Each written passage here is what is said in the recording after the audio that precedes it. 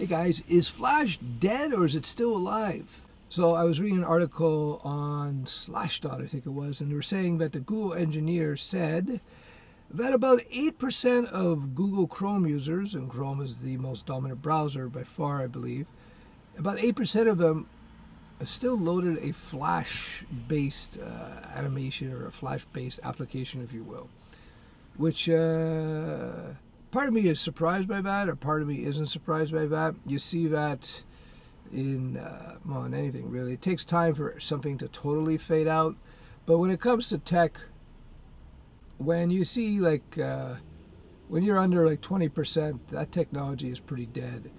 So what they were saying was that I think by next year, Google Chrome will by default have Flash turned off, and the following year, by 2020, they will not ship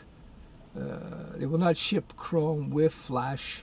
This is just one of many browsers. I don't think Microsoft Edge ships with Flash. I know Android doesn't support Flash. iOS never supported Flash. So it's interesting to see how quickly a technology dies. That factoid aside, it brings back something I've preached for quite a while now.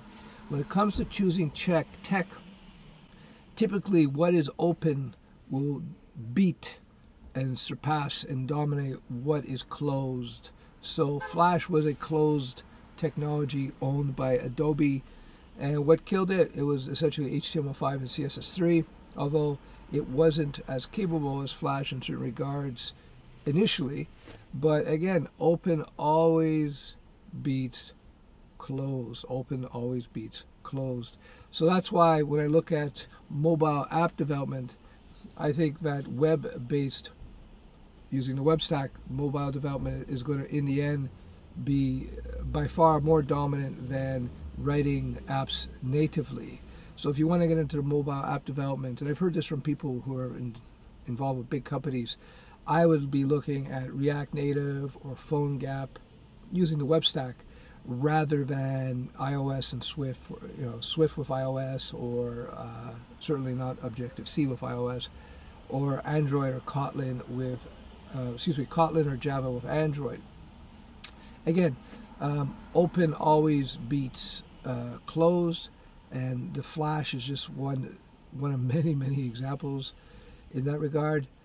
And finally, I think that when you learn the web stack, you just got a lot more options there. If you do Swift and iOS programming, that's all you do, right? Although Swift is now being used a little bit on the server, although that's really niche at this time. But that has some interesting implications down the road because of the speed, but I'll leave that to another video. So so if you're doing Swift programming, all you're doing is iOS, that's it. If you're doing Kotlin, well, you can do Java, but Java is really enterprise, big, huge organizations. That means you have to have some sort of university degree to get a job there, so keep that in mind. And that's pretty much it. Enterprise and Android apps. But if you do the web stack, HTML5, CSS3, JavaScript, and then you can go into PhoneGap, you can do web apps, websites, you can do Android device, you can do for Android, you can do for iOS, you get the idea. It just opens you up to a lot more work possibilities. So I personally, if I was learning this stuff new, I'd be concentrating on the web stack first, just to give me more options in terms of what the potential job opportunities are. And certainly if you're going to get into freelancing, the freelancing opportunities are going to be far greater with the web stack. No question about that one.